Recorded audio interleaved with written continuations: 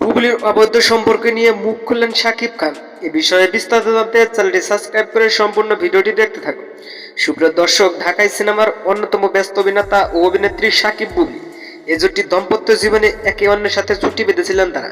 পাশাপাশি একজন আরেকজনকে নিয়ে মন্তব্য করে বসেন সোশ্যাল মিডিয়ায়।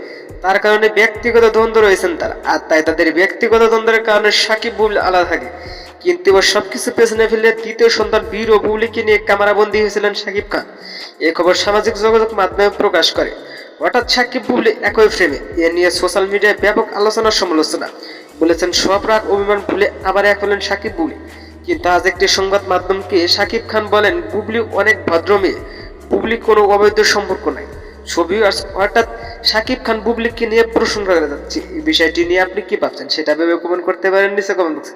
ধন্যবাদ আমাদের পুরো ভিডিওটি উপভোগ করার জন্য।